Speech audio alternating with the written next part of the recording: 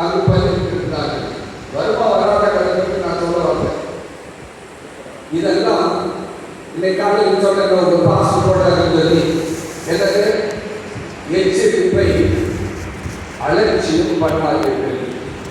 இதெல்லாம் ஒரு warning message வந்துகிட்டே இருக்கு. ஞாயிறு ஆசரிப்பு சட்டம் சீக்கிரமாக வரப்போகிறது.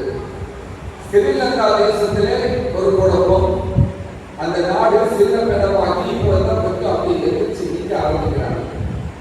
அதை யோசித்து முடிக்கிறதுக்கு முன்னாடி பங்களாதேஷ்ல அடுத்த ஒரு புரட்சி,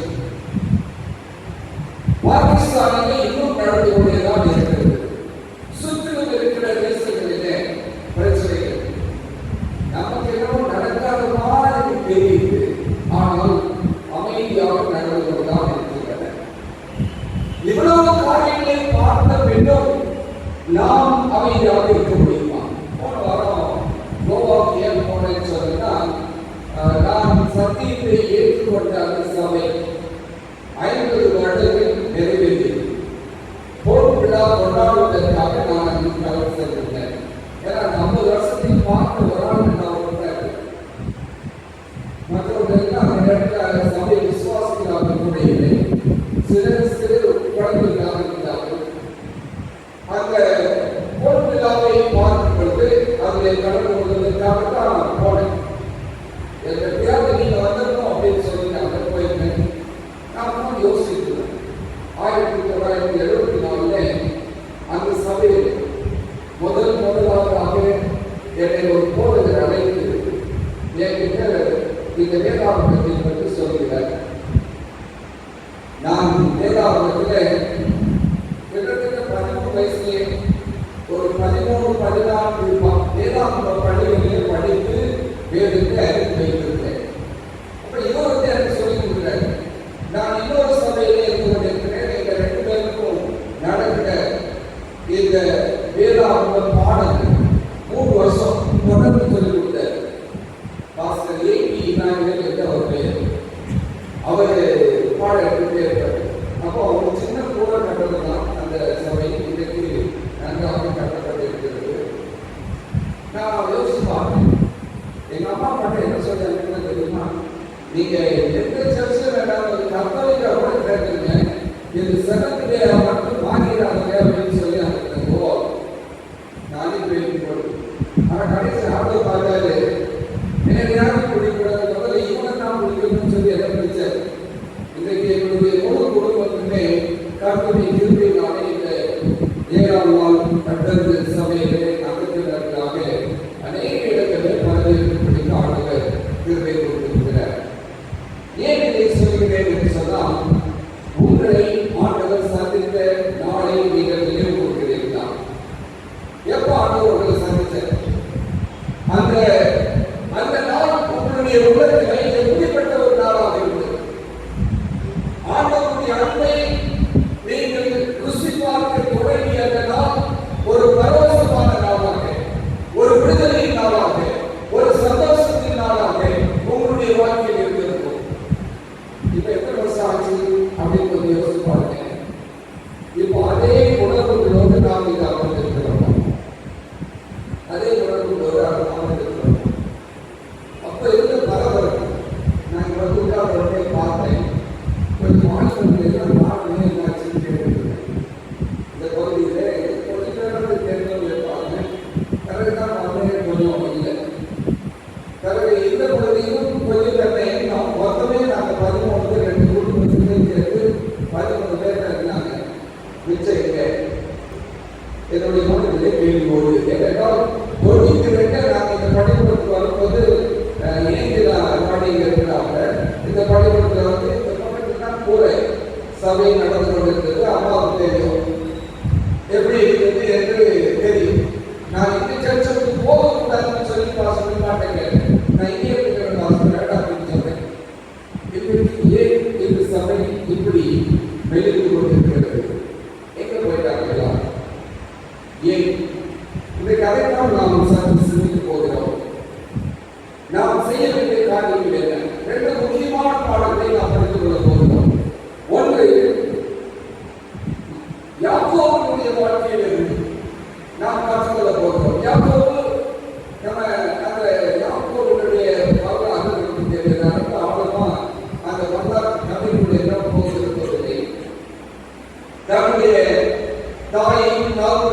சகோதரனை விட்டு ஓடி போகும்போது பெத்தேல் என்ற இடத்துல ஒரு கல்லை தலையில் வைத்து உரைத்துக் கொண்டிருக்கும் பொழுது ஆண்டவர் கஷ்டமாகினார். அப்ப ஆண்டவர் ஒரு பொருத்தம் பண்ணார். என்ன பொருத்தம் பண்ணார்? ஆண்டவரே, நான் போரும் கடினமாக வந்திருக்கிறேன், என்னை நீர் ஆசீர்வதிப்பேன் என்று சொன்னால் நான் மீண்டும் வந்து உங்களுக்கு பணி செலுத்துவேன், தசமபாகம் காணிக்கைகளை செலுத்துவேன். பண்ணின பொருத்தனை அங்கிருந்து போறாரு. தாய்மாமன் வீட்டிலே கூடியிருக்கிறார். அங்கே வேலை செய்கிறார். நான் காதலித்து தன்னுடைய மாமாவின் மகளை திருமணம் செய்ய வேண்டும் என்று 7 வருஷம் அவங்க மாமா ஏமாற்றிட்டாரு. திருப்பி 7 வருஷம் வேலை செய்கிறாரு. திருப்பி மாமாவுக்காக வேலை செய்கிறாரு. இப்படி 20 வருஷம் போயிடுச்சு. அது வரைக்கும் ஆண்டவரை நினைக்கிறது.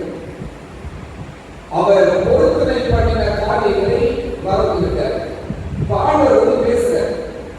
நீ எழுந்து பெத்தேலுக்கு போ. ஆண்டவர் சொல்றாரு, நீ பெத்தேலுக்கு போ. நீ அங்கே என்ன பண்ண பொருத்தனை பண்ணினாய் என்பதை சற்று நினைவு கூர்ந்து கொள். நீ அங்க போகணும் அப்படின்னு சொல்லி ஆண்டவர் சொல்றாரு. உடனே இவர் பொருத்தனை நினைவு கூர்ந்தவராக குறிஞ்சி மாமனார் சொல்றாரு. இனிமேல் நம்ம எதிர்ப்பாங்க. இதுக்குள்ள கொஞ்சம் பிரச்சனை, சாப்பிடத்துல பிரச்சனை, அவர்களுக்கு வந்து சொத்துல பிரச்சனை. இனிமே இங்க இருந்தா இவர் நம்மளை வாழ மாட்டாங்கன்னு சொல்லிட்டு தன்னுடைய பரிவாரங்களோடு போக ஆரம்பித்தார். 20 வருஷம் கழிச்சு போனோம்னா எங்க போகிறாரு? பெத்தேல் என்கிற இடத்திற்கு. பெத்தேல் என்றால் ஆண்டவருடைய வீடு. அங்கே பண்ணின பொருத்தனைகளை நினைவு கூர்ந்தவராக அவர் சொல்ற பொருத்தத்தில் சொல்ற, நான் வர வழியில ஆண்டவர் என்னோடு கூட பேசினார், எனக்கு என்னை ஆசீர்வதித்திருக்கிறார். இன்னைக்கு நான் தனியாக வந்தேன். இன்னைக்கு ஒரு பெரும் திரளான கூட்டமாக நான் இன்றைக்கு செல்கிறேன். நான் போய் ஆண்டவரை ஆராதனை செய்ய வேண்டும். அங்கு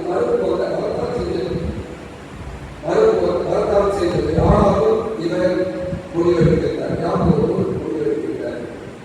ஒரு இடத்துல எழுதுகிறார், இவர் ஒரு போதோடு வந்தால் பரிவாரங்களோடு அந்த செல்வதற்கு ஆயத்தமானார். அது ராத்திரி ஒரு நாட்டில் கடந்து வருகிறார். வந்து யாக்கோபு என்கிற ஆற்றின் கரையிலே அவர்கள் இருக்கிறார்கள். அப்போ 2-3 பாடல். ஒரு காரியத்தை இவருடைய வாழ்க்கையிலே நினைவு கூர்ந்தால் ஆண்டவர் அவரிடத்தில் பேசிய வார்த்தைக்கு கீழ்ப்படுகிறார்.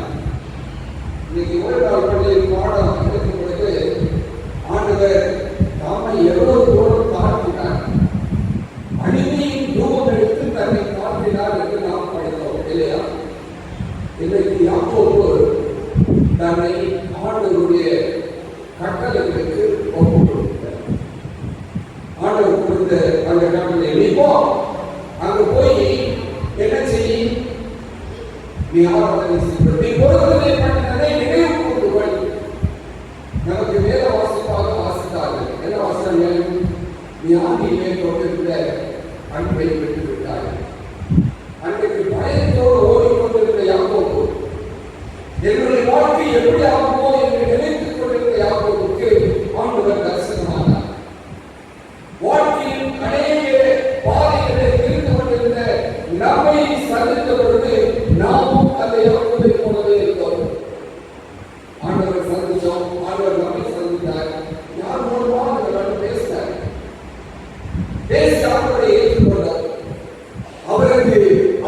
அவருடைய கரத்திலே நம்ம கொடுத்தோம். 20 வருஷம் ஆச்சுதா, 40 வருஷம் ஆச்சுதா, 50 வருஷம் ஆச்சுதா, எதுவுமே நடந்து கொடுப்போம். நாம் இன்றைக்கு ஆண்டவர் நம்மை பார்த்து சொல்கிறார், நீ ஆதியிலே ஒரு அன்பை விட்டுவிட்டாய். யாராவது ஏசாயா 51 அதிகாரம் 5ஆம் வசனம் வாசி. ஏசாயா 51 அதிகாரம் 5ஆம் வசனம். கர்த்தராகிய ஆண்டவர்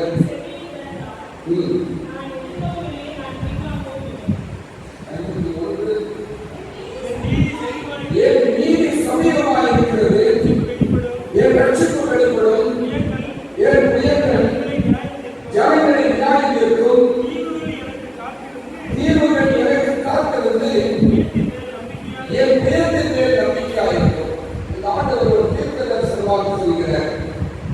ஆண்டவருடைய நீதி சமயமாக இருக்கிறது. இந்த உலகத்தின் அழிவுகள் நமக்கு கற்றுக் கொடுக்கின்ற பாடம், ஆண்டவர் உலகத்தில் நியாயம் இருக்கக்கூடிய நேரம் நெருங்கிக் கொண்டிருக்கிறது. முத்தூரை கையில் எடுத்திருக்கிற நாம் கர்த்தருக்கு பயந்து அவரை மகிமைப்படுத்துங்கள். அவர் நியாயத்திற்கு ஒரு வேலை வந்தது என்று நாம் உலகத்திற்கு சொல்ல வேண்டியது. நானும் சொல்றேன், என் ஜனங்களே, என்னையும் உங்களையும் பார்க்க சொல்றாரு, எனக்கு செவி கொடுங்கள். இன்னும் நாம் செவிமடுக்காதவர்களாக இருப்போம் என்று சொன்னால், ஆண்டவர் என்னையும் உங்களையும் பார்த்து சொல்கிற ஒரு வார்த்தை, எனக்கு செவி கொடுங்கள். என் பிள்ளைகள் என் ரட்சிப்பு வெளிப்படும். என் பிள்ளைகளின் ஜனங்களின் நியாயத்திற்கும் தீவுகள் எனக்கு காத்திருந்து என் உயர்த்தின் மேல் நம்பிக்கையாயிருக்கும். தீவுகள் காத்திருக்கின்றன. இன்றைக்கு நாம் காத்துக் கொண்டிருக்கிறோம். அப்படி என்றால் நம்முடைய வாழ்க்கையில நாம் நினைவு கூற வேண்டிய ஒரு பகுதி, என்றைக்கு நாம் ஆண்டவராக இயேசு கிறிஸ்துவை சொந்த ரட்சகராக ஏற்றுக்கொண்டோமோ அந்த நாளை நாம் நினைவு கூறுகிறோம். பிறந்த நாள் கொண்டாடுறோம், திருமண நாள் கொண்டாடுகிறோம். சபையில இப்போ புதுசாக ஆரம்பிச்சிருக்கிற எல்லா சபைகளிலும் வாழ்ந்த நாள், பெண்கள் தினம், ஆண்கள் தினம், வேற என்ன நாட்கள் இருக்குன்னு தெரியல, மாசமாக வரும். அவ்வளவு நாளை கொண்டாடுறோம். என்றைக்காவது நாம் ரட்சிப்பின் அனுபவத்திற்குள்ள அந்த நாளை கொண்டாடுவதற்கு நினைத்திருக்கிறோமா? நான் ஒவ்வொரு வருஷமும் நினைக்கிறேன், மே மாதம் 20ஆம் தேதி வந்தால் அது என்னுடைய மறுபிறப்பில் நாள். அந்த நாளை ஒரு நாளும் நான் மறந்ததில்லை. அன்றைக்கு நான் ஆண்டவராகிய இயேசு கிறிஸ்துவை ஏற்றுக்கொள்ளாமல் இருக்கின்றால் இன்னைக்கு ஒரு நாள் நான் பேசிக்கிட்டு மாட்டேன், நினைவு கூறாமல் இருப்போம். ஏனென்றால் நாம் நம்மை விசேஷமாக தேவன் அழைத்திருக்கின்றனர். ஆண்டவருக்கு சொல்கிற இன்னொரு முக்கியமான காரியம், மனது. சரி, 20 வருஷம் யாக்கோபு வாழ்க்கையிலே கடந்து போயிடுச்சு, அவர் மறந்துட்டார். அந்த ஊர் பழக்க வழக்கங்களிலே தன்னை ஐக்கியப்படுத்திக் கொண்டதாக தெரிகிறது. அதிலிருந்து அவரை விடுவித்துக் கொண்டு வர வேண்டும் என்பது தேவனுடைய சித்தம். இது நம்ம அப்படிதான் அனுபவிச்சு கொண்டிருக்கிறார். நாம் நம்முடைய உலக ஆசவாசங்களிலிருந்து விடுவிக்கப்பட்டவர்களாக, கிறிஸ்துவோடு ஐக்கியப்பட்டவர்களாக, நாம் தேவனுடைய ஆலயங்களாக ஜீவிக்க வேண்டும் என்பதற்காக தேவன் நம்மை அழைத்திருக்கிறாரே, அதை நாம் நினைவு கூர்ந்து மறுபடியும் வர வேண்டும். 1 யோவான் 1:9 வசனம் என்ன சொல்வது? நாம் நம்முடைய பாவங்களை அறிக்கையிட்டால் எல்லா அநியாயத்தையும் நீக்கி நம்மை சுத்திகரிப்பதற்கு ஆண்டவர் வல்லமையுள்ளவராக இருக்கிறார். மீண்டும் ஒரு முறை நாம் தேவனிடத்திலே நம்முடைய பாவ மன்னிப்பை சொல்ல வேண்டிய இடத்திலே நாம் இருந்து கொண்டிருக்கிறோம். ஆண்டவரே, உண்மைதான், எத்தனையோ நேரத்திலே நாங்கள் உண்மை மறந்து உண்மை விலகி உண்மை தூரமாக சென்றிருக்கிறோம். அனுபவங்கள் வேதாகமத்தில் இருந்து நவோமியை எடுத்துக்கொள்ளலாம், அப்படிப்பட்ட அனுபவங்கள் இருந்து. இதனால நம்ம பேச போவதில்லை, நம்மளை பற்றி மட்டும்தான் நாம் பேச போகிறோம். மத்திய தரிசி 3ஆம் அதிகாரம் 7ஆம் வசனம், மத்திய 3ஆம் அதிகாரம் 7ஆம் வசனம், நீங்கள்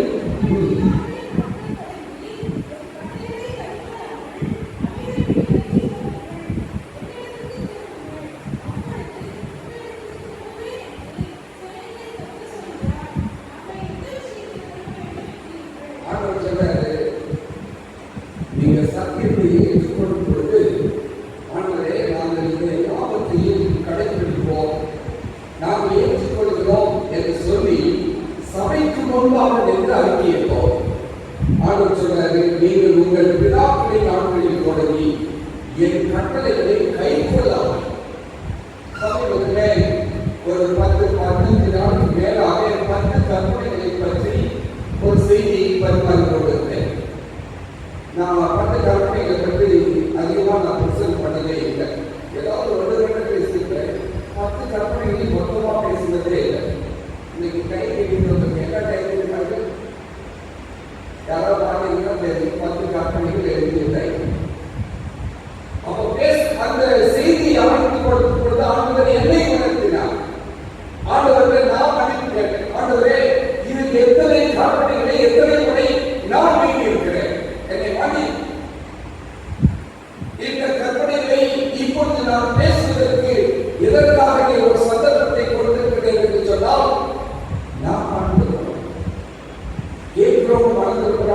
எப்படியோ என்னுடைய வாழ்க்கை பரிசுத்தப்பட வேண்டும் என்பது தேவனுடைய சித்தமாக இருக்கிறது என்பதை நான் உணர்த்தப்பட்டவர்களாக அந்த செய்தியை கூறுவதாக இருக்கிறேன். 10 கற்பனையும் ஒரு 20 நாள் பேசுகிறேன். ஒரு கற்பனையும் 2 நாள், ஒரு சில கற்பனைகள் 3 நாட்கள் 4 நாட்கள் கூட பேசினேன். 20 நிமிஷம் 25 நிமிஷம். என்னைக்காவது நீங்க அந்த கற்பனைகளை நீங்கள் வாசித்து பார்க்கும்போது 10 கற்பனை எல்லாருக்குமே தோன்றும் இல்லையா? 10 கற்பனைகள் யாருக்காவது 20 அதிகாரத்தில் இருக்குன்னு எல்லாருக்கும் தெரியும். ஆனால் எத்தனை முறை நாம் அதை நினைவு கூர்ந்தவர்களாக இருந்து கொண்டிருக்கிறோம். யாக்கோபு 4வது அதிகாரம் 8வது வசனத்தை வாசிப்போம். யாக்கோபு 4வது அதிகாரம். தேவனிடத்தில் சேருங்கள், அப்பொழுது அவர் உங்களிடத்தில் சேருவார். பாவிகளே, உங்கள் கைகளை சுத்திகரியுங்கள், இருமனமுள்ளவர்களே, உங்கள் இருதயங்களை பரிசுத்தமாக்குங்கள். அங்க சொல்றது, நான் பரிசுத்தராய் இருக்கிறது போல யார் பரிசுத்தராய் இருக்கணுமா? நீங்களும் பரிசுத்தராய் இருக்கிறது. இதற்காக நம்மிடத்தில் எதிர்பார்க்கக்கூடிய ஒரு காரியம், நீ ஏன் பிள்ளைன்னு சொல்றியே, என்ன மாதிரி இல்லாம எப்படியோ இருக்கிறியே? இந்த கேள்வி நம்மை உணர்த்த வேண்டும். நான் யாரை பிரதிநிதிக்கிறவனாக இருக்கின்றேன்? யாரெல்லாம் பிசாசினால் உண்டானவர்கள், யாரெல்லாம் கிறிஸ்துவினால் உண்டானவர்கள்? இதுதான் வித்தியாசம். நம்முடைய வாழ்க்கையை வைத்து நாம் யாரால் உண்டானவர்கள், யாரை சேர்ந்தவர்கள், யாருடைய பிள்ளைகளாக இருக்கிறோம் என்பதை நாமே தீர்மானிக்க முடியும். உலகத்தில் வேற யாரும் நம்மளை பற்றி சொல்ல வேண்டிய அவசியம் இல்லை. இந்த நாடுகள் நம்மோடு கூட பேசுவார் என்று சொன்னால், நாம் திரும்ப திரும்ப அந்த காரியங்களை செய்யாததை காடுகிறே, நீ என்னை சந்தித்த இடத்திற்கு நான் மீண்டும் வரப்போகின்றேன், மீண்டும் வந்து இன்னொரு பொருத்தனையை நான் பண்ணப் போகின்றேன் என்று சொல்லி நாம் ஒப்பு கொடுக்க வேண்டியவர்களாக இருக்கின்றோம். இந்த யாக்கோபு கீழ்ப்படுத்தாரா? அவர் ஆண்டவர் சொன்னதை கேட்டார். He heard the voice, command of God. உடனடியாக அவர் அந்த காரியத்தை செய்தார். அவர் செய்யும் போது என்ன செஞ்சார் என்று பார்க்கணும் இல்லையா? சரி வாங்க, 35வது அதிகாரம். யாரையாவும் 35வது எடுத்துக்காங்க. அதில் தான் 30 ஆதியாகமம் எடுத்துக்கோம். யாக்கோபு ஆற்றுக்கு போகும் முன்பாக 32 அதிகாரத்திலிருந்து நீங்கள் வாசிக்கலாம். சரியா? இங்க 35வது அதிகாரம். சரி, 35வது அதிகாரம் 2வது வாசி 2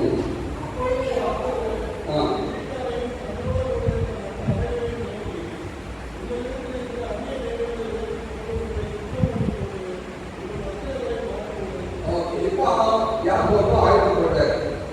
குடும்பத்தை கூட்டிட்டு போறதுக்கு ஆயத்தப்பட்டார். சொல்ற காரியம் என்ன? யாக்கோபு யார் பார்த்து சொல்றாரு? தன் வீட்டாரை, தன்னுடைய மனைவிகளையும் பிள்ளைகளையும் வேலைக்காரர்களையும் பார்த்து சொல்கிறார். இருந்த மற்ற அனைவரையும் நோக்கி, உங்களிடத்தில் இருக்கிற அந்நிய தெய்வங்களை என்ன செய்ய? விலைக்கு போட்டு. கொஞ்ச நேரத்துக்கு முன்னால சொன்னேன், 20 வருஷத்துல அந்த ஊர் பழக்க வழக்கத்தை கேட்டுக்கிட்டாங்க. இப்ப என்னைக்கு நம்ம ஞானஸ்தானம் எடுத்து அவங்களை எடுத்துக்கொண்டு எவ்வளோ சந்தோஷமா சர்ச்சு கொடுத்தோம். பாஸ்ட் வர முன்னாடி நம்ம சர்ச்சுக்கு உட்கார்ந்துருக்கோம். பாடல் கூட்டம் ஆரம்பிக்கும் போது நாம் பாடல் கூட்டத்திலே கலந்து கொண்டோம். வேதம் வாசிப்பதற்கு எல்லோரும் முந்தி கொண்டு வேதம் வாசிப்போம். இப்ப என்னாச்சு? எங்க போச்சு? இவர் சொல்லுகிறார், முதலாவது உங்களிடத்தில் இருக்கிற விக்கிரகங்களை அப்புறப்படுத்துங்கள், அப்புறப்படுத்தி உங்களை சுத்தம் பண்ணிக் கொள்ளுங்கள். இன்றைக்கு நம்முடைய வாழ்க்கையில நாம் செய்ய வேண்டிய ஒரு காரியம் என்னென்ன விக்கிரகம் வச்சிருக்கீங்க நீங்க பாருங்க. சொல்லுவோம், எங்க வீட்டுல தான் வந்து இல்லை அப்படின்னு சொன்னாங்க. இவற்றில் எத்தனை விக்கிரகங்கள் இருக்கிறது என்பதை நீங்களே வாசிப்பார்கள். ஆசமானதுக்குள்ள சொல்லணும்னு அவசியம் இல்லை. நாங்கள் ஒரு வார்த்தை சொன்னாலே எல்லாரும் சொல்லுது. தேவனை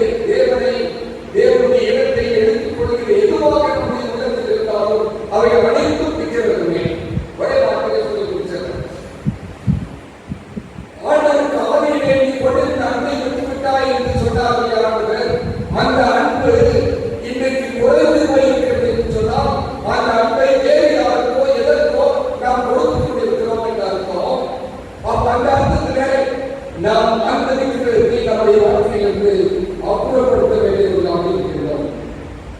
1 யோவான் 5வது அதிகாரம் 21வது வசனம். 1 யோவான் 5:21. பிள்ளைகளே,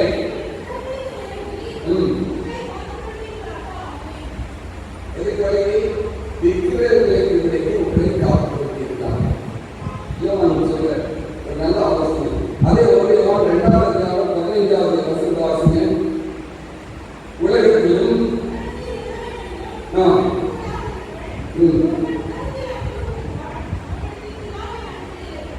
இப்ப தெரிஞ்சா என்ன விக்கிரகம் நம்மளுக்கு காவல்படுகிறது.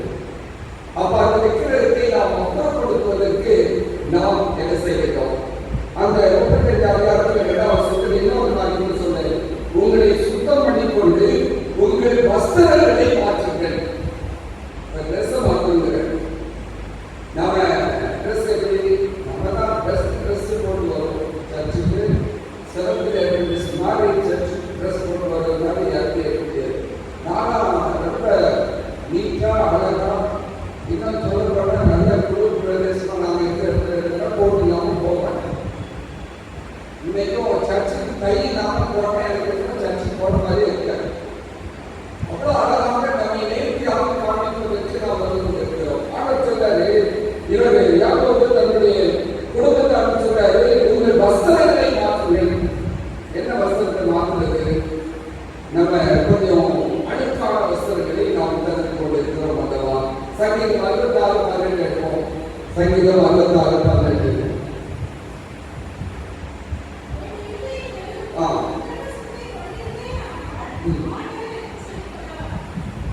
என்னுடைய இதயத்திலே அக்கிரம சிந்தை கொண்டிருந்தேனால் யார் செவி கொடுக்க மாட்டார்?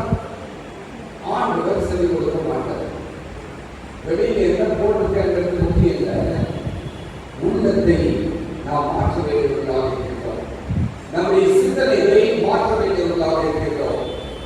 இன்றைக்கு இந்த பேரழிவுகள் வந்து கொண்டிருக்கும் இந்த நேரத்திலே, இன்றைக்கு இரவில் இந்த நேரத்திலே நான் மறுப்பேன் என்று சொன்னால், ஆண்டவர் வரும் நாளிலே அவரை சந்திப்பதற்கு நான் ஆயத்தமாக இருக்கிறேனா என்ற கேள்விக்கு பதில் சொல்லுகிற அளவிற்கு நம்முடைய வாழ்க்கை மாற்றப்பட்டு கொண்டிருக்கிறதா? இன்னொரு வசனத்தை வாசிப்போம். சங்கீதம் 24:4 வசனத்தை வாசிப்போம். 3-4 வாசிப்போம். யார் கர்த்தருடைய பர்வதத்தில் ஏறுவான்? யார் அவருடைய பரிசுத்த ஸ்தலத்தில் நிலைத்திருப்பான்? கைகளில் சுத்தமுள்ளவனும் இருதயத்தில் மாசுகிறவனுமாயிருந்து தன் ஆத்துமாவை மாயைக்கு ஒப்புக்கொடாமல் காவலாய் ஆணை இல்லாமல் இருக்கிறவனே. இதை கொஞ்சம் ரிவர்ஸ் பண்ணி நம்ம மனசுல பார்த்துக்கிறோம். நம்ம எங்க போகிறோம் காத்திருக்கிறோம்? நம்ம பேர் என்ன? 7ஆம் நாள் அட்வென்ட் சபை. அப்படின்னா கிறிஸ்துவின் 2ஆம் வருகைக்கு காத்திருக்கக்கூடிய ஒரு கூட்டம். அவர் வந்து எங்க போகிறாரு? பாடத்தை படித்தோம். யோவான் 14ஆம் அதிகாரம் 1-3 வசனத்தை வாசித்தா தெரியும். நமக்காக ஒரு ஸ்தலத்தை ஆயத்தம் பண்ணியிருக்கிறார். அந்த இடத்துக்கு போக போறோம். நமக்கு தான் வாணியில் என்னன்னு தெரியும், வெளிப்பட்ட விசேஷம் தான் பேசிட்டு தெரியும். ஆனால் நம்முடைய வஸ்திரங்கள் இன்னும் அழுக்கான வஸ்திரங்களை போல இருதயத்தில் அக்கிரம சிந்தையை கொண்டிருப்போம் என்று சொன்னால் எங்க போக முடியாது? மாசு இல்லாதவர்கள், கைகளில் சுத்தம் இல்லாதவர்கள், அக்கிரம சிந்தை இல்லாதவர்களாக இருப்பது மட்டுமே அங்க போக முடியும். அடிக்கடி கேட்கிற கேள்வி, நம்ம சபைகளுக்குள்ளாக அநேக சந்தைகள் வரும். நானே போடுவேன், சொல்றதுக்கு வெட்கப்படுவதற்கு நானே கேள்வி கேட்கிறேன். நானே போய் மன்னிப்பு கேட்கிறேன் அவங்களுக்கு. ஏன்னா அவங்க உடனே வளர்க்குவார். நீயே போய் அதை போய் பேசுறதுக்கு அவசியம் இல்லையப்பா அப்படின்னா உடனே போய் முந்திவிடும். மன்னிப்பு கேட்பதிலே முந்தி கொள்வேன். ஏன்னா நான் எங்கே போக வேண்டும் என்று விரும்புகிறேன் என்றால், அந்த 1978ஆம் ஆண்டிலே ஆண்டவர் என்னை அழைத்தார். எதற்காக அழைத்தார்? அவருடைய ராஜ்யம் சேர வேண்டும் என்பதற்காக அழைத்தார். இத்தனை வருஷம் என் கூடையே பிரயாணம் கொண்டு கொண்டிருக்கிற தேவன் என்னுடைய வாழ்க்கையில் 3 வருஷத்துக்கு தெரியும்.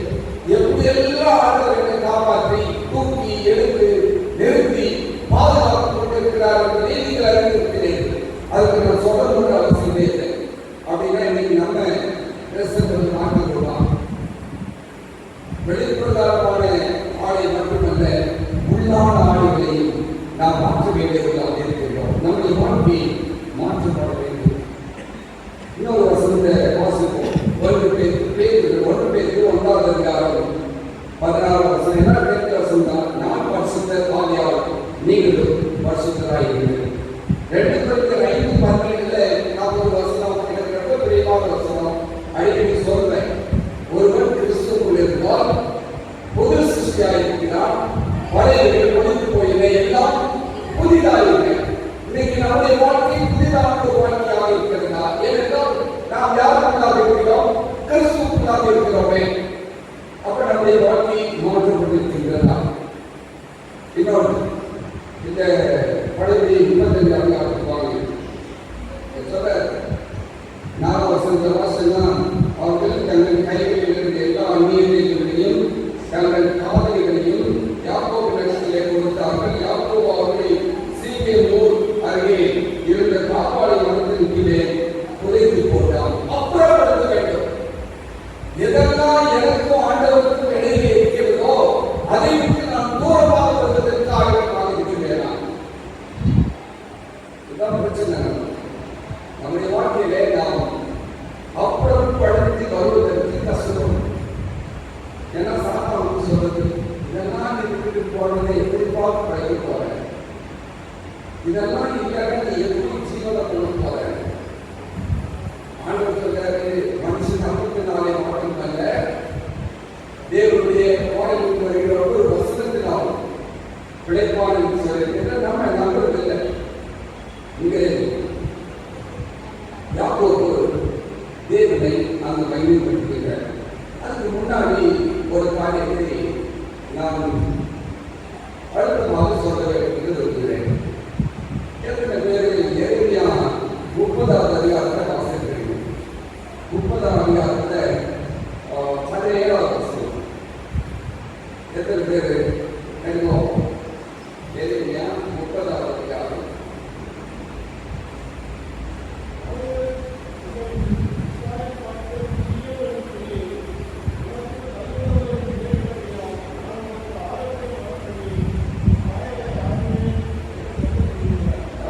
முன்னாடி 20 வசனத்தை வாசிக்கிறோம்.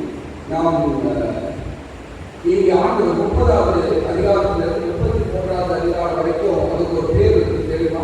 எரேமியாவுக்கு இட்ஸ் சாப்டர் ஆஃப் கன்சலேஷன், ஆறுதலின் அதிகாரம் என்று அதற்கு பெயர். அந்த 30வது அதிகாரம் 7வது வசனம், 17வது வசனம், 7வது வசனம் வாசிங்க.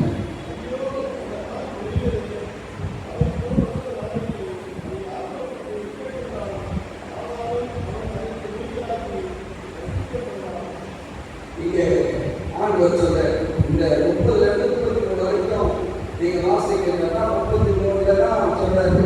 நம்ம ஆண்டவருடைய டெலிபோன் நம்பர் அங்கே இருக்குது. இங்க 30வது அதிகாரத்தில் சொல்றாரு, யாக்கோபின் இக்கட்டு காலத்தை குறித்து பேசுகிறேன். இன்னைக்கு அதை பற்றி கொஞ்ச நேரம் பேசிட்டு முடிச்சிடலாம் அப்படின்னு யோசிக்கிறேன். 7வது வசனத்தில், ஐயோ அந்த நாள் பெரியது, அதை போல நாள் இல்லை, அது யாக்கோபுக்கு இக்கட்டு காலம், ஆனாலும் அவன் அதற்கு நீங்களாகி ரட்சித்துக் கொள்வான்.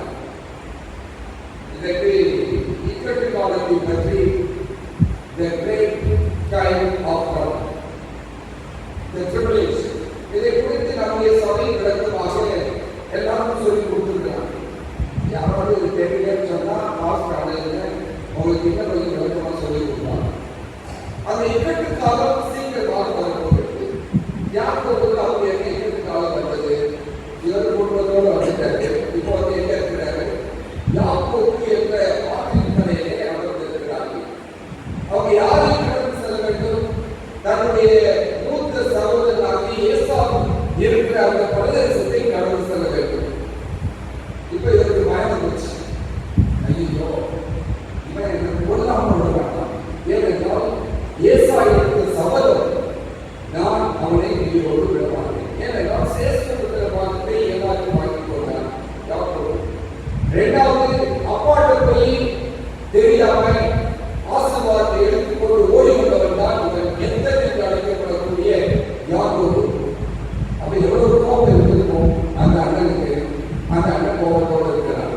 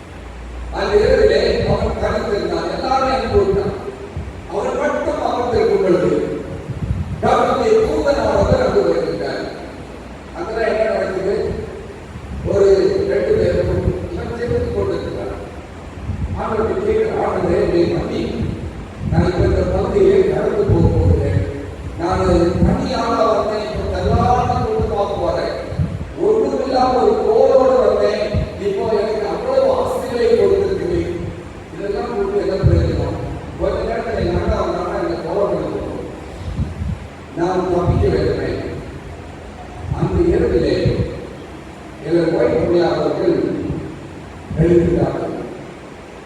முற்பிதாக்களும் தீர்க்கதரிசிகளும் என்ற புத்தகத்திலே 220ஆம் பக்கத்தில் போய் வாசிப்பார்கள். எழுதுகிறார்கள். மிகவும் போராடி கொண்டிருக்கிறார். தன்னுடைய பாவங்களுக்காக அவன் போராடி கொண்டிருக்கிறார். தான் செய்த தவறுகளை நினைத்து தெரிவிக்கிறான். ஒவ்வொரு காரியத்தையும் அவன் நினைத்து நினைத்து அவன் ஜெபித்துக் கொண்டிருக்கும் பொழுது கர்த்தருடைய தூதனாளர் வருகிறார். அங்கே அவன் இருவருக்கும் இடையிலே நடக்கின்ற போராட்டம். ஆண்டவர் அவனுக்கு ஒரு பேர் கொடுக்கிறார். நீ போராடி மேற்கொண்டாயே, இனிமே உன் பேர் யாக்கோபு என்று அழைக்கப்படாமல் என்ன இஸ்ரவேல் அழைக்கப்படுவதாக. இன்னொரு ஆசிரியர் எழுதி கொண்டிருக்கிறார். இவன் ஒரு கோலோடு வந்தால், தைரியமாக நடந்து வந்தால், இப்போ எப்படி போனான் யாராவது சொல்ல முடியுமா? நோட்டிக்கு போனான். நோட்டிக்கு போனான், ஆனால் தைரியமா போனான். கோலோடு வந்தவன் இருந்த தைரியம் வேறு. கோல் இல்லாமல் நொண்டி போட்டு நடக்கிறவன் ஆண்டவருடைய பலத்தினாலே அங்கு கடந்து செல்வதற்கு தேவன் உதவி செய்தார். இன்னைக்கு தானியேல் புத்தகத்திலே நாம் இதை குறித்து வாசிக்கிறோம். வெளிப்படுத்தின விசேஷ புத்தகத்திலே நாம் இதை குறித்து வாசிக்கிறோம். யாக்கோபின் இக்கட்டு காலத்தில் வருகின்றன. அதற்கு முன்பாக நாம் நம்முடைய பாவங்களை அறிக்கை செய்து விட்டுவிடாமல் அந்த பாவத்தில் இருப்போம் என்று சொன்னால் நாம் அது இக்கட்டு காலத்திற்கு தப்பித்துக் கொள்ள முடியாது. ஆண்டவர் சொல்ல அது ஐயோ, அதை கொடுத்து பேசும்போது சொல்கிறார், அதற்கு ஐயோ என்று சொல்கிறார். அந்த அப்படிப்பட்ட நாட்கள் வருமுன்பாகவே நாம் நம்மை ஆண்டவருடைய சமூகத்திலே எப்படி யாக்கோபு ஒப்புக் கொடுத்ததை போல நாம் ஒப்புக் கொடுத்து வாழ்வோம் என்று சொன்னார். இப்பதான் நம்ம அட்வென்டிஸ்ட் குரூப் வாட்ஸ்அப் எல்லாம் வாசிக்கிற மாதிரி இல்லை. என்னன்னா கரெக்டான வார்த்தைகள் மிகவும் கேவலமான வார்த்தைகள், மோசமான வார்த்தைகளை கொண்டு எழுதி கொண்டிருக்கிறார்கள். சண்டை சச்சரவுகள் அதிகமாகிக் கொண்டே போகின்றன சபைகளிலும் வீடுகளிலும். காரணம் நம்முடைய தொடர்பு ஆண்டவரோடு அதிகமாக இல்லாததினாலே இந்த பிரச்சனைகள் எல்லா இடத்துலையும் வந்துச்சு. வீட்டில் வந்துச்சு, சபையில் வந்துச்சு, நம்முடைய அதிகார மையத்திலே வந்திருந்தது. இதெல்லாம் பார்த்துட்டு நம்ம சில நேரத்திலே வேடிக்கை பார்க்கிறவர்களாக இருந்து கொண்டிருக்கிறோமா, இல்லாவிட்டால் நம்மை நாமே நோக்கி பார்த்து உடனடியாக இருந்து கொண்டிருக்கிறோமா? காலம் நெருங்கிக் கொண்டிருக்கிறது. இன்னும் கொஞ்ச நாள் சிலர் சொல்வதை போல நான் சொல்வதற்கு வரவில்லை. 2027 ஆண்டவர் வந்துள்ளாருன்னு யாரோ பிரச்சனை பண்ணிட்டு இருக்கிறாங்க. என்னுடைய காலத்துக்கு வந்து நான் சொல்ல மாட்டேன். அது மனுஷகுமாரன் ஒருவரை தவிர ஒருவர் அறியாமல் ஆண்டவர் பிதாவாளர் என்றைக்கு அது தீர்மானம் பண்ணுகிறாரோ, என்னைக்கு நம்முடைய கணக்குகள் அது தீர்க்கப்படுகிறதோ அன்னைக்கு ஆண்டவராக இயேசு கிறிஸ்து வருவார். இன்னும் ராஜேந்திர கணக்கே தேவையே. நான் எப்படி ஆண்டவர் நாளை தந்துவார்னு சொல்ல முடியுமா? அப்படி இருந்தால் நம்முடைய காரியங்களை நாம் சற்று சிந்தித்து பார்ப்போம். ஆகியானவர் இன்னும் திரும்பியாக நம்மிடத்திலே கிரியை செய்து கொண்டிருக்கிறார். ஒரு இடத்தில் போல இருக்கிறார். யார் ஒருவர் தன்னுடைய பாவத்தை குறித்து உணர்த்தப்படுகிறார்களோ அவர்களுக்கு இன்னும் ஆண்டவர் திரும்பியாக இருக்கிறார். இல்லை, நான் செய்வதெல்லாம் சரிதான், நான் செய்வது தவறில்லை என்று சொல்லி பிடிவாதமாக இருப்போம் என்று சொன்னால் ஆகியவர்கள் அவர்களிடத்தில் வேலை செய்வதற்கு இன்னும் இணங்கவில்லை என்று அர்த்தம். அப்படின்னு சொன்னா நாம் என்ன செய்து கொண்டிருக்கிறோம்? எப்பொழுதாவது பாவம் செய்யாமல் இல்லை, இது வந்து சாதாரணமா எல்லாரும் சொல்றதுதான். ஆனால் பாவம் செய்த உடனே உணர்த்தப்பட்டு அதற்காக போய்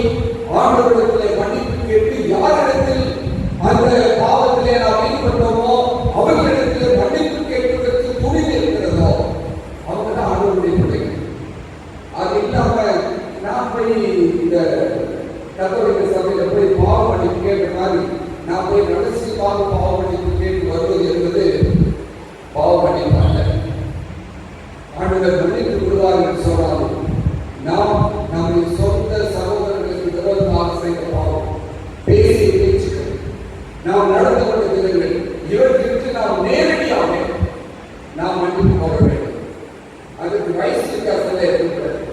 அப்படிப்பட்ட ஒரு காரியம் இருக்கும்போது மட்டுமே ஆவியானவர் நம்மிடத்தில் கிரியை செய்து கொண்டிருக்கிறார் என்பதை நம்மால் புரிந்து கொள்ள முடியும். இப்போ மேரேஜ் நீங்க எப்போ முடிப்பீங்கன்னு தெரியல. கடைசியாக நீங்க இந்த அதிகாரத்தில் 35 அதிகாரத்தில் அவர்கள் அதற்கு பின்பாக வெற்றிக்கு கடந்து சென்றார்கள். ஒரு பலிபீடத்தை கட்டினார்கள். அங்கு ஒரு பலிபீடத்தை கட்டி ஆண்டவரை கொடுத்துள்ளார்கள். 6வது வசனம் 7வது வசனத்தில் 35 அதிகாரத்தில் யாக்கோபும் அவனோடு கூட எல்லா ஜனங்களும் கானான் தேசத்தில் உள்ள பெத்தேல் என்னும் ஊருக்கு வந்தார்கள். அங்கே அவர்கள் ஒரு பலிபீடத்தை கட்டி தன் சகோதரனுடைய முகத்திற்கு தப்பி ஓடின போது அங்கே தனக்கு தேவன் தரிசனமானபடியால் அந்த ஸ்தலத்திற்கு ஏன் பெத்தேல் என்று பெயரிட்டார். ஆண்டவர் மீண்டும் ஒரு தருணத்தை நமக்கு கொடுத்திருக்கிறார். அந்த தருணம் என்று சொன்னால் நம்முடைய வாழ்க்கையிலே நாம் ஆராதனை குறித்து அக்கறையுள்ளவர்களாக இருக்கிறோமா? இந்த பிக்னிக் பிரேயர் மீட்டிங் நம்ம இருக்கும். இப்போ இல்லை, அட்லீஸ்ட் நம்ம இடங்கள்லையாவது கொஞ்சம் வெஸ்பர் ஒன்று நடந்துட்டு இருக்குது. மற்ற பகுதிகளில் வெஸ்பர் கிடையாது.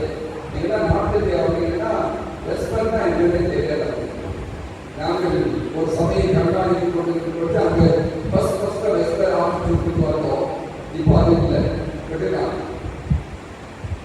சரி, ஓய்வு நாளுக்கு எல்லாரும் கூட்டமாக வருவார்கள் என்று பார்த்தால் எப்படி இருக்கிறாங்க? கூட்டம் விரல் விட்டு எண்ணக்கூடிய அளவிற்கு இருக்கிறார்கள். டிவைன் சர்வீஸ் அப்பதான் கொஞ்சமாக கூட்டம் வரும் இல்லையா? அது வரைக்கும் கூட்டம் வரும். அப்போ தேவனுடைய ஆராதனையிலே நம்முடைய அக்கறை எப்படி இருக்கிறது? இந்த ஒரு நாளை நாம் தேவனுக்கு என்று ஒதுக்குவதற்கு அவ்வளவு கஷ்டம்.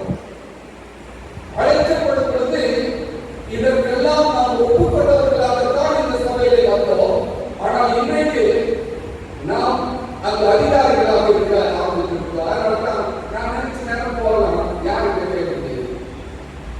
யாருக்காக வரும்? நேற்று இரவிலே பேசிக் கொண்டிருக்கும் பொழுது உள்ள பிரசன் பண்ண போனதுக்கு முன்னாடி யாரோ வந்து கேட்டாங்க, யார் இன்னைக்கு பிரசனம் அப்படின்னாங்க. நான் எப்பவுமே சொல்றேன், வீணையாம் கலந்தை பேசு. யார் பேசுவா? வீணையாம் கலந்தை பேசு. அது யாராக கவலைப்படாதீங்க. நீங்க வந்து உட்காருங்க, அந்த கழுதை கூட ஆண்டவர் பேசுவார். அது பெரிய பிரசித்தியாக இருந்தாலும் சரி, ஒன்றும் அறியாத ஒரு சாதாரண விசுவாசியாக இருந்தாலும் சரி, ஆவியானவர் அவர்களை வேறுபடுத்துவார் என்ற ஆராதனை மனப்பான்மை நமக்கு தான் வர வேண்டும். அன்னைக்கு அவர்களுக்கு இருந்தது. அவரோடு இருந்தவர்களும் அங்கு அவரோடு சேர்ந்து ஆராதனை செய்தார்கள். இன்றைக்கு இக்கட்டு காலங்கள் வரும் முன்பாக நம்முடைய ஆராதனை முறை இல்லை என்று சொன்னால் வேதவாசம் இருக்காது, ஜெபம் இருக்காது, ஒன்றுமே இருக்காது. கடைசியில் நம்ம மட்டும் இருப்போம். ஆண்டவர்களுக்கு பேரு என்ன? அங்கே அவர்கள் எல்லோரும் ஒருமித்த மனதுடையவர்களாக அன்பை பகிர்ந்து கொண்டார்கள். அங்கே யோவான் 14 ஆண்டவர் ஒரு காரியத்தை சொல்கிறார். யோவான் 14 என் நாமத்தினாலே நீங்கள் எதை கேட்டாலும் நான் அதை செய்வேன். ஆண்டவர் சொல்றார். அன்றைக்கு ஆராதனையிலே அவர்கள் கலந்து கொண்டார்கள். யாக்கோபுடைய பெயரை மாற்றின தேவன் இப்ப யாருடைய பெயர்? இஸ்ரவேல் என்று அழைக்கப்படக்கூடிய ஒரு பெயரை கொடுத்தார். இன்றைக்கு நாமும் ஆவிக்குரிய இஸ்ரவேலர்கள் என்று அழைக்கப்படுகிற ஒரு பெருமையை பெற்றவர்களாக நாம் அமர்ந்து கொண்டிருக்கிறோம். இன்னைக்கு எப்படி எல்லாம் நம்முடைய வாழ்க்கை எப்படி இருக்கிறது? நாம் பண்ணின பொருத்தனைகளை நாம் அடிக்கடி நினைவு கூறுகிறவர்களாக இருக்கின்றோமா? பொருத்தனை பண்ணிட்டு போயிருக்கோம். நான் இருக்கிற சபையில சொல்றேன், எல்லாரும் வேணும்னா பாஸ்டர் சொல்றேன், பாஸ்டர் அனௌன்ஸ் சொல்றேன், இந்த காரியம் இந்த சபைக்கு தேவை, பையன் அனுப்புங்க அப்படின்னு ஒரு துண்டு தாலியை அனுப்புங்க. எல்லாரும் பாக்கெட்ல பணத்தை வச்சு வர மாட்டாங்க. துண்டு தாலியை அனுப்புங்க, அதை எழுதி போடுங்க, போட சொல்லுங்க. போட்ட உடனே அவங்க தேவைக்கு போட்டு அதை ஃபாலோ பண்ணுங்க. சில பேர் அந்த பண்ணின பொருத்தனையை மறந்து விடுவார். இன்னைக்கு ஆண்டவர்கள் பண்ண பொருத்தனையில் நாம் மறந்து இருக்கிறோமா? இந்த யாக்கோபு தன்னுடைய வாழ்க்கையை கீழ்ப்படுதலை கற்றுக்கொண்டார். ஆண்டவர் சொன்னார், நீ போ, அங்க போய் ஒரு பலிபீடத்தை கட்டி ஆராதனை செய்து கொள் என்று சொன்னார். அவன் செய்தான். ஆண்டவருக்கு பிடித்தமான ஒரு காரியம் என்ன தெரியுமா? கீழ்ப்படிதல் ஆண்டவருக்கு ரொம்ப பிடிக்கும். அவரே கீழ்ப்படுத்தாங்க. இயேசு கிறிஸ்துவே பிதாவின் சித்தத்துக்கு கீழ்ப்படுவதில் நாமும் நீங்களே ஏமாற்றலாம். கீழ்ப்படுவது எப்படிப்பட்ட காரியம்? நம்முடைய வாழ்க்கையிலே கீழ்ப்படுதல் இருக்கிறதா? 10 கற்பனைகளுக்கு கீழ்ப்படுகிறோமா? தேவனுடைய வார்த்தைகளுக்கு கீழ்ப்படுகிறோமா? தேவனுடைய சத்தத்திற்கு கீழ்ப்படுகிறோமா? யோசிச்சு பார்க்கலாம். எத்தனை இடங்களிலே நாம் அதை மீறுகிறவர்களாக நாம் இருந்து கொண்டிருக்கிறோம். கடைசியாக அவன் பலி செலுத்துகிறான். ரோமர் வாசிக்கிறா ரோமர் பவுலாரோட காரியத்தை சொல்கிறார். தமிழாக அர்த்தமாக அவர்களை ஜீவ பலியாக கொடுக்க வேண்டும் என்று கேட்டுக் கொள்கிறேன். இதற்கு நம்மை ஜீவ பலியாக ஒப்புக் கொடுப்பதற்கு நாம் ஆயத்தமாக இருக்கிறோமா? எந்த நேரத்தில் கொஞ்சம் கஷ்டமாக இருக்கு. இதோட நம்ம கொடுக்க முடியுமா அப்படின்னா தியாகம் செய்ய வேண்டும், அர்ப்பணிக்க வேண்டும், விட்டுக் கொடுக்க வேண்டும், ஏற்றுக்கொள்ள பக்குவம் வேண்டும். ஆண்டவருக்காக நான் இதை செய்ய போகிறேன் என்கின்ற துணிவு வேண்டும். ஆண்டவர் பார்த்துக் கொள்வார் என்ற நம்பிக்கை, விசுவாசம் வேண்டும். இவைகள் நம்முடைய வாழ்க்கையில் இருக்கும் என்று சொன்னால் தேவனுடைய சமூகத்தில் நாம் அர்ப்பணிக்கின்ற காணிக்கையாக அது இருக்கும். இன்றைக்கு இக்கட்டு காலம் நெருங்கிக் கொண்டிருக்கிறது. இவ்வளவு நாள் நாம் ஏமாற்றிக் கொண்டிருந்தவர்களாக யாக்கோபை போல இருந்திருப்போம் என்று சொன்னால் ஆண்டவர் இப்போ கொடுத்திருக்கிற பேர் இஸ்ரவேல் என்று சொன்னால் பிரின்ஸ் வித் காட். நீங்கள் இளவரசிகள் இளவரசர்களாக ஆண்டவரோடு கூட இருக்க போகிறோம். என்ன ஒரு நல்ல பேர். இன்னைக்கு நம்முடைய வாழ்க்கையில இன்னொரு காரணத்தை ஆண்டவர் கொடுத்திருக்கிறார். நாம் வெற்றிக்கு திரும்பி போக வேண்டியவர்களாக இருக்கிறோம். நம்மை சுற்றிலும் நடக்கிற காரியங்கள் எச்சரிப்பின் மணியை பொறுத்து கொண்டே இருக்கின்றன. நீங்களும் நானும் செய்ய வேண்டிய வேலையை தொலைக்காட்சி பெட்டியும் செய்தித்தாள்களும் நமக்கு சொல்லிக் கொண்டிருக்கின்றன. இவைகள் சம்பவித்துக் கொண்டிருக்கின்றன. இவைகள் சம்பவிக்கும் பொழுது முடிவு சீக்கிரமாக இருக்கும். ஆண்டவர் சொன்ன நம்ம அந்த நம்புறோம் சொன்னா நம்மை ஒப்புக் கொடுத்தவர்களாக தேவனுடைய சமூகத்தை சொல்லுவோம். ஆண்டவரே, நாங்கள் மீண்டும் வெற்றிக்கு போக விரும்புகிறோம். வெற்றியிலே நாங்கள் பண்ணின பொறுத்தனையை நாங்கள் மீண்டும் பண்ணிக்கொள்ள வேண்டும் என்று விரும்புகிறோம். அப்படிப்பட்ட ஒரு தீர்மானத்தை நாம் எடுத்தவர்களாக இந்த இடத்திற்கு இந்த ஜெப வீட்டை நாம் செல்வோம் என்று சொன்னால் ஆண்டவர் நம்முடைய எண்ணங்களையும் சிந்தனைகளையும் அறிந்திருக்கிறார். நம்முடைய தேவைகளை அறிந்திருக்கிறார். ஒருபோதும் கைவிடாத தேவன், நம்மை பாதுகாக்கும் தேவன். எப்படி அவ்வளவு கூட இருந்து வழிநடத்தினாரோ அதே போல முடியும் வரைக்கும் நம்மை வழிநடத்துவதாக இருக்கிற நம்மை ஆண்டவராக இயேசு கிறிஸ்து நம்மோடு கூட இருக்கிறார். செய்ய வேண்டியது ஒன்றே ஒன்று, நாம் மீண்டும் திரும்புவோம். ஆதியிலே விட்ட அன்பை நாம் மீண்டும் ஆண்டவருக்கு செலுத்துவோம். ஆண்டவருக்கு செலுத்துவோம். ஆண்டவருக்காக செலுத்துவோம். அப்பொழுது நம்முடைய வாழ்க்கை வேண்டியவர் அதை காட்டிலும் அந்த பரலோகத்தை பெற்றுக்கொள்கிற பெரிய பாக்கியத்தை ஆண்டவர் நமக்கு கொடுப்பார். அதை நாம் பெற்றுக்கொள்வதற்காக ஒப்புக் கொடுப்போம். கர்த்தர் நம்மை ஆசீர்வதிப்பாராக. ஆமென்.